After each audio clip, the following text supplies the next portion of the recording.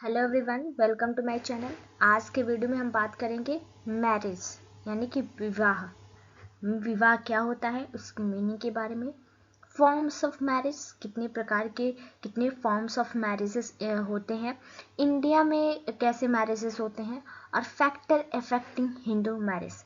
ये सारी चीज़ों को हम क्या करेंगे, इस वीडियो में कवर करते हैं। तो स्टार्ट करते हैं वीडियो को। देखते हैं meaning of marriage. Marriage is an institution which admits men and women to family life. It is a stable relationship in which a man and woman are socially permitted to have children, implying the right to sexual relation. यानी कि marriage क्या होता है? Marriage एक ऐसा institution है, ठीक है, जिसमें क्या हो रहा है, एक आदमी मैन एंड वुमेन एडमिट हो रहा है, एक फैमिली लाइफ में क्या हो रहा है, इंटर हो रहा है, एक स्टेबल रिलेशनशिप होती है जिसमें क्या होते हैं, मैन और वुमेन सोशली परमिटेड होते हैं, यानी कि सोसाइटी के थ्रू क्या होते हैं, परमिशन, यानी कि उनको परमिशन मिलता है, और जिसके थ्रू वो क्या कर रहे हैं, बच्चों को as a right to sexual relation के थ्रू क्या कर रहे हैं, जनरेट करते हैं, रिप्रोडक्शन करते हैं। यानी कि फैमिली का मतलब क्या होता है कि एक लड़का एक लड़की क्या है, आपस में क्या कर रहे हैं, एक स्टेबल रिलेशनशिप में क्या हो रहा है, जुड़ रहा है। एक उनकी अलग लाइफ, दो अलग अलग लोग क्या हो रहा है, दो इंसान की शादी हो रही है, बस वो आपस में नहीं कनेक्टेड है, उनकी फैमिली भी आपस में क्या है, कनेक्टली है, और ये क्या कर रही है, सोसाइटी इनको रिकॉग्नाइज कर रही है कि वो साथ में रह रहे हैं, बच्चों रिप्रोड्यूस कर रहे हैं, बच्चों की देखभाल कर रहे हैं as a right to sexual relation. Okay, Malinowski जो डिफाइन करते हैं, marriage is a contract for the production and maintenance of children. यानी कि मिलनॉस्की का कहना है कि मैरिज क्या है, एक कॉन्ट्रैक्ट है, ठीक है, जिसमें क्या हो रहा है, प्रोडक्शन हो रहा है, और प्रोडक्शन मतलब कि यहाँ पे बच्चों का प्रोडक्शन इन द सेंस कि रिप्रोडक्शन हो रहा है बच्चों को, और उनके मेंटेनेंस होती है, मतलब मिलनॉस्की का ऐसा कहना है। According to Lundberg, marriage consists of rule and regulation which define the rights, duty, and privileges of husbands and wife with respect to each other. जो लैंडबर्ग है वो बोलते हैं कि मैरिज में रूल रेगुलेशन होता है, ठीक है, जो डिफाइन करता है राइट, ड्यूटी और प्रिविलेजेस को, किसके, हस्बैंड और वाइफ के, दोनों रिस्पेक्ट टू ईच अदर। यानी कि दो अगर रिश्ते बंध रहे हैं आपस में, ठीक है, उन्हें आपस में क्या होगा, रूल रेगुलेशन तो होगा ना। हस्बैंड की अपनी ड्यूटी है वाइफ को मेंटेन करना, वाइफ को मतलब कि हर एक चीज़ को मतलब देना, और मतलब कि वाइफ की ड्यूटी बनती है हस्बैंड के प्रति। तो ये सारे उनकी एक राइट है, ड्यूटी है, प्रिविलेजेस है, जो सोसाइटी क्या है, सोसाइटी के द्वारा रिकॉग्नाइज की गई है, सोसाइटी के थ्रू दी गई है। ये बहुत समय से, बहुत पहले से यूनिवर्सल है, जो मैरिज है एज अ यूनिवर्सल माना गया है, ठीक है। मतलब कि लोग क्या हो रहे हैं, एक दूसरे से कनेक्टेड हैं, एक दूसरे की देखभाल कर रहे हैं, ठीक है, मेंटेनेंस ऑफ चिल्ड्रन हो रहा है, यहाँ पे रिप्रोडक्शन हो रही है, ठीक है। एक ऐसा इंस्टीट्यूशन जहाँ पे दो इंसान मिलते हैं, जिसकी वजह से एक उनकी फैमिली लाइफ बनती है, और उनसे बच्चे होते हैं, और वो लोग एक ही घर में एक ही साथ क्या कर रहे हैं, अपना जीवन व्यतीत करते हैं। ओके, ये होता है हमारा मीनिंग ऑफ मैरिज। अब देखते हैं फॉर्म्स ऑफ मैरिज, ठीक है। तो बहुत सारे मैरिज के फॉर्म होते हैं, तो देखते हैं मेन फॉर्म्स ऑफ मैरिजेस। पहला है पॉलिंड्री मैरिज, सेकेंड है पॉलीगैमी मैरिज, मोनोगैमी, फिर है companion marriage, experimental marriage.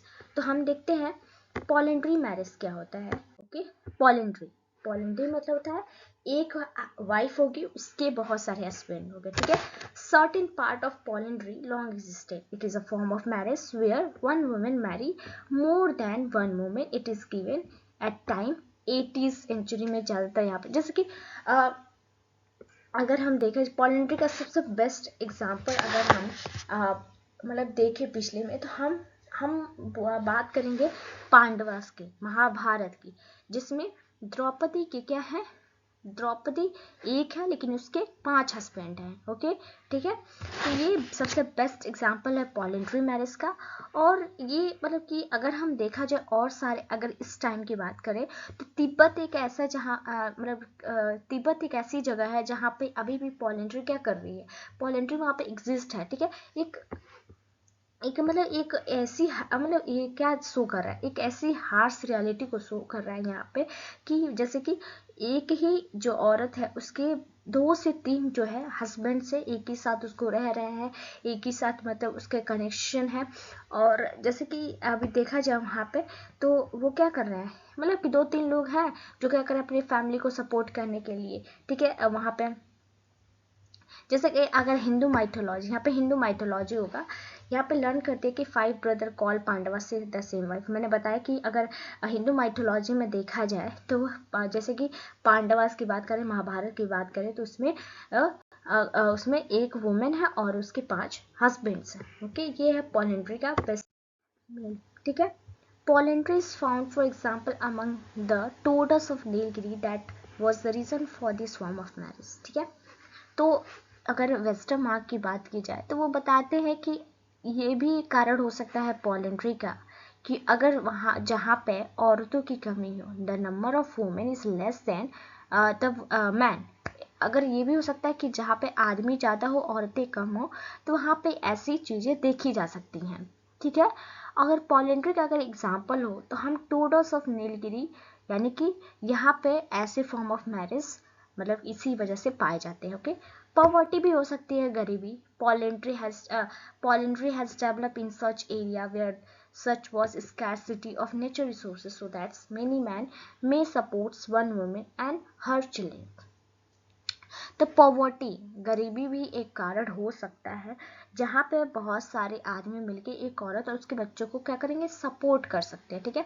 Bright price, बहुत लोग क्या करते हैं सोसाइटी में ना, हाई अमाउंट दे के क्या करते हैं, औरतों वुमेन्स को खरीद लेते हैं, ठीक है। बहुत सारे लोग, जैसे एक देखा जाए तो क्या करते हैं, औरतों को बहुत लोग खरीदते भी हैं पैसा दे के, तो ये भी एक कारण हो सकता है पॉलिंड्री का।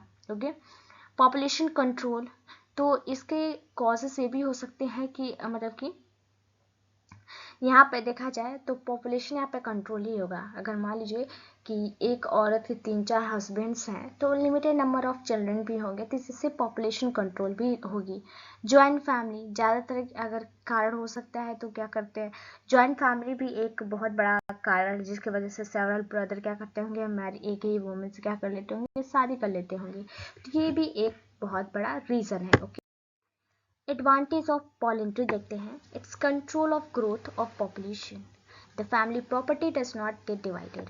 पहली बात तो पॉपुलेशन ग्रोथ को कंट्रोल किया जा सकता है पॉलिंड्री के थ्रू। फैमिली प्रॉपर्टी है वो डिवाइडेड भी नहीं होगी, क्योंकि एक ही वाइफ है और जितने भी हस्बैंड्स हैं उसके एक ही वाइफ है, तो वो और उनके ही बच्चे हैं, तो अगर 4 हस्बैंड्स हैं, एक वाइफ और उनके बच्चे हैं, तो वो अलग नहीं होंगे, चारों बच्चों के एक ही वाइफ कहलाएगी, एक ही बच्चे कहलाएंगे, तो वो फैमिली प्रॉपर्टी जो है वो डिवाइड भी नहीं होगी। इकोनॉमिक पोजीशन फैमिली को वो भी स्ट्रेंथन में रहेगी। फीलिंग जो है मेंबर की वो भी फॉस्टर कम्युनिटी, यानी कि एकजुटता भी रहेगी उनमें और सिक्योर भी रहेगी। एवरी मेंबर क्या करे अपने लाइफ में एक सिक्योरिटी उनके बीच रहेगी।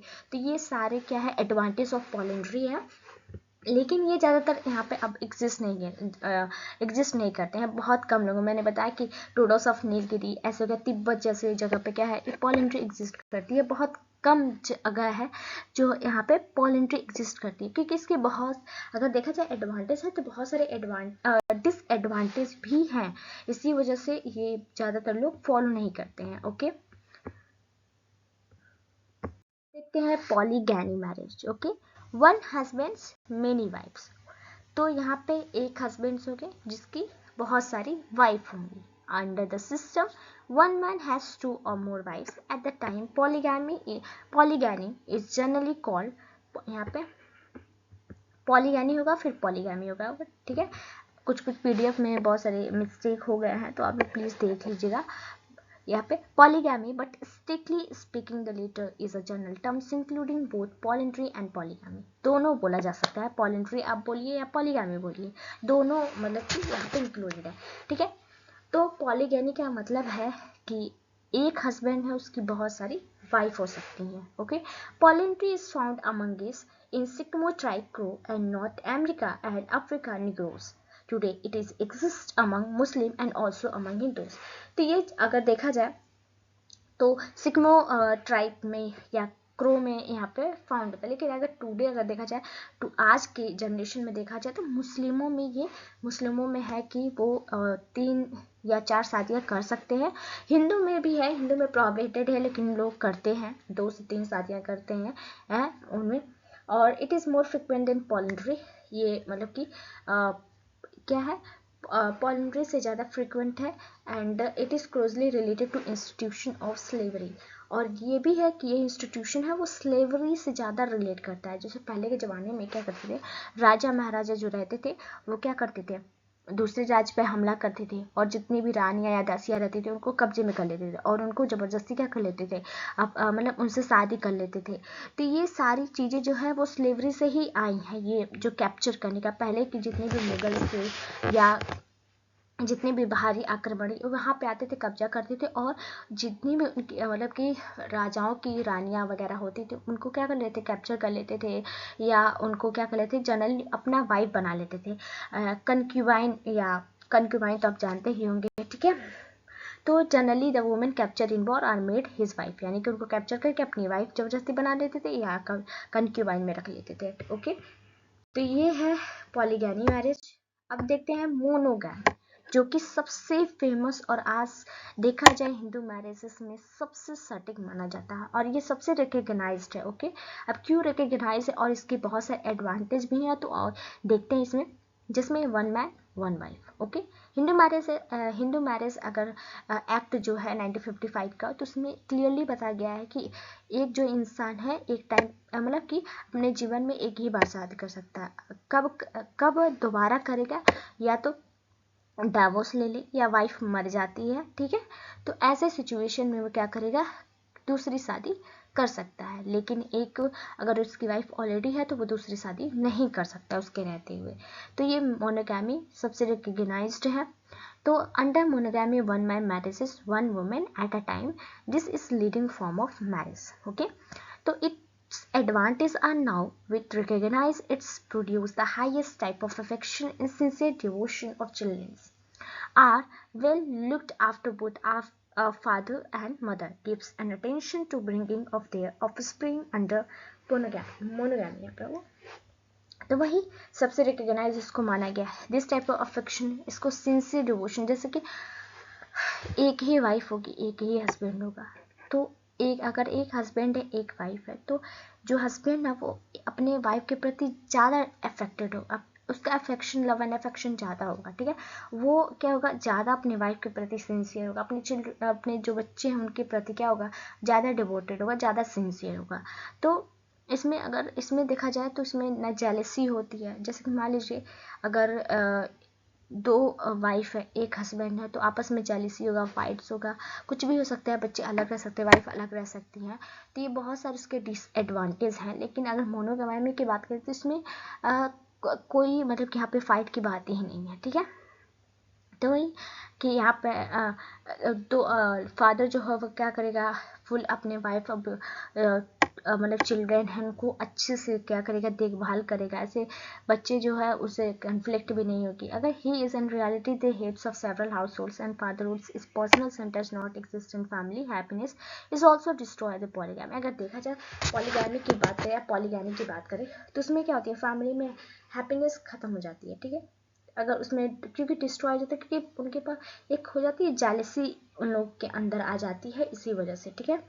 तो अगर ये भी कारण हो सकता है कि बच्चे क्या होते हैं सेपरेट हो जाते हैं एक दूसरे से, पेरेंट्स अलग हो जाते हैं, चिल्ड्रेन से चिल्ड्रेन अलग हो जाते हैं। तो ये सारी चीज़ें जो थी वो डिसएडवांटेज थी पॉलीगैमी और पॉलीगैमी की। तो इसी वजह से मोनोगैमी जो है उसको सबसे रिकग्नाइज्ड वे में इसको माना गया है। ओके, और हिंदू मैरिज एक्ट मोनोगैमी का ही सपोर्ट करता है। ओके, अब कंपेनियन मैरिज देखा जाए तो इसमें एक ऐसा मैरिज होता है जो 2 लोग आपस में अंडरस्टैंडिंग करके एक दूसरे के साथ रहते हैं, ठीक है। वो बच्चे नहीं करते हैं शादी में, और अगर उनको एक म्यूचुअल कंसेंट अगर उनको दिखता है आपस में, तब वो शादी करेंगे, बच्चे करेंगे। अगर उनको म्यूचुअल कंसेंट अगर नहीं दिखता है तो वो सिंपली क्या करेंगे, अपने शादी को डिसॉल्व कर देंगे। ओके, तो ये आज की जनरेशन में बहुत ज़्यादा देखा जाता है। अब एक्सपेरिमेंटल मैरिज मतलब यही पर्पज़ है कि क्या करेंगे, दो लोगों के बीच में अगर कंपेटिबिलिटी बैठती है, ठीक है, तो अपने जैसे कि इसको अगर एक्सपेरिमेंटल मैरिज हुआ तो लिव इन रिलेशनशिप सिंपली कह सकते हैं आज के ज़माने में, कि दो कपल हैं जो आपस में लिव इन रिलेशनशिप में रहते हैं। अगर उनको लगता है कि हाँ हम लोग एक दूसरे में क्या है, कंपेटिबिलिटी है हम लोगों की, हम लोग जीवन भर एक साथ रह सकते हैं, तब वो क्या करते हैं, तब वो शादी करते हैं, तो अपनी लाइफ को परमानेंट सेटल कर सकते हैं। अगर उन्हें लगता है कि या ऐसी भी हो सकती है कि अगर वो उनकी शादी है, मैरिटल लाइफ भी है, तो क्या करेंगे कि सिंपली अगर उनको लगेगा कि नहीं अब हम लोग के साथ नहीं रह सकते, या कुछ हम लोग में कुछ नहीं हो पा रहा है, तो वो क्या करें, मतलब वो क्या कर सकते हैं, अलाउ कर सकते हैं एक दूसरे मैरिटल लाइफ को, क्या करते हैं मतलब कि उन्हें मतलब एक दूसरे से क्या कर सकते हैं, हट सकते हैं, ठीक है। और या तो उन्हें अगर वो मतलब कि ऐसा उस जान जाते हैं कि हाँ हम लोग दोनों एक दूसरे के साथ रह सकते हैं, अच्छे से रह सकते हैं, तो अपनी लाइफ को, अपनी मैरिजेस को परमानेंट कर सकते हैं, मैट्रिमोनियल रिलेशन में आ सकते हैं। This approach would mention the chance of divorce at a later stage during the period of experiment they would become advocated with each other and came to know each other personality intimately. It found that they have the computable personality they were enter into permanent marriage relation.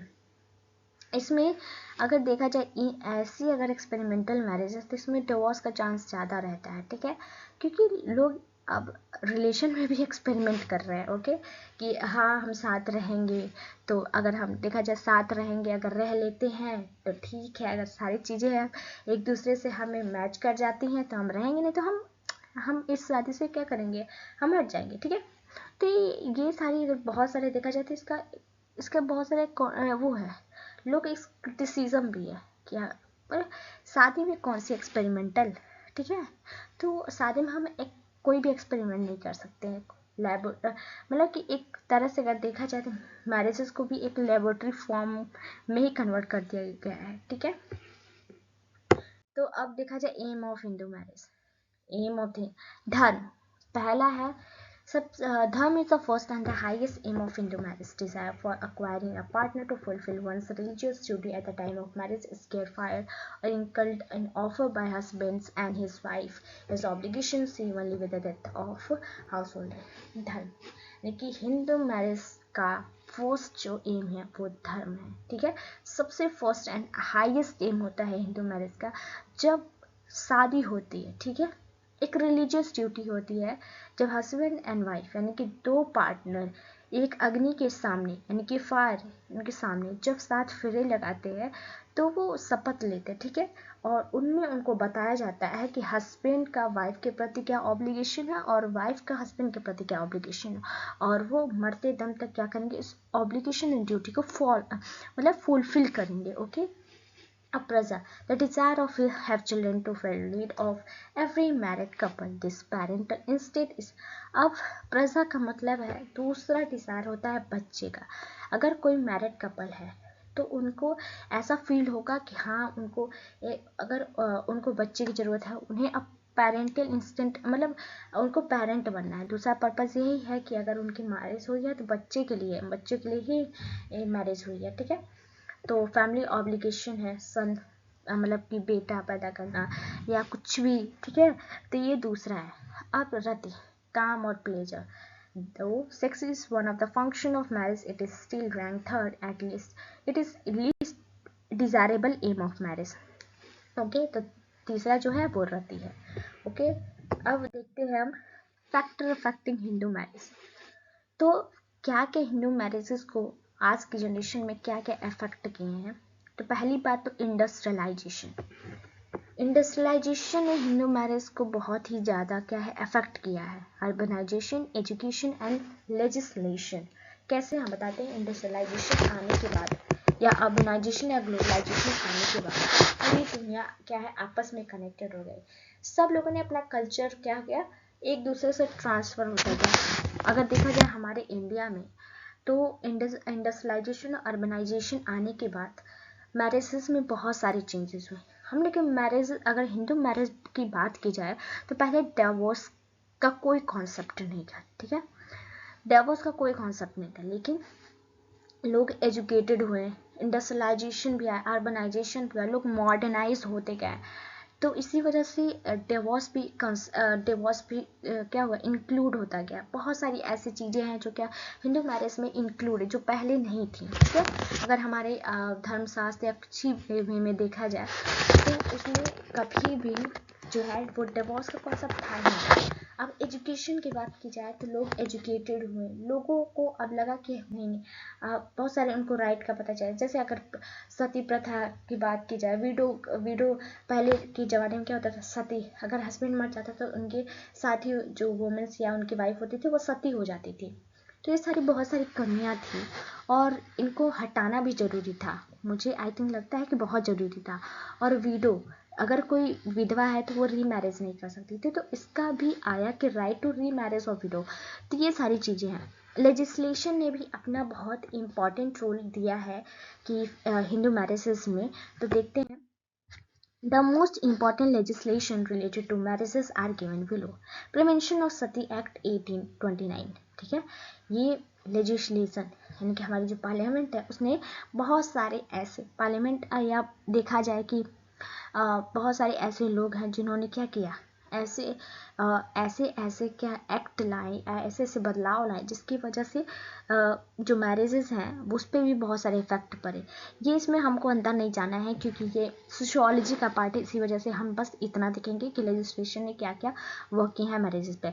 Hindu window री marriage act 1856, special marriages act 1954, the child marriages restaurant act, जो बच्चों का, जो छोटे छोटे बच्चों का विवाह हो जाता था उस पर भी रिस्ट्रेंट लगाया है। हिंदू मैरिजेस एक्ट 1955 आया, डाउरी प्रोहिबिशन एक्ट आया 1961 में। तो ये सारे लेजिस्लेशन के बहुत सारे इंपॉर्टेंट वर्क हैं मैरिजेस से रिलेटेड। तो यही पे वीडियो ख़त्म करते हैं। अगर आपको वीडियो अच्छा लगे तो प्लीज़ लाइक करें, सब्सक्राइब करें, वीडियो को शेयर जरूर करें। Thank you.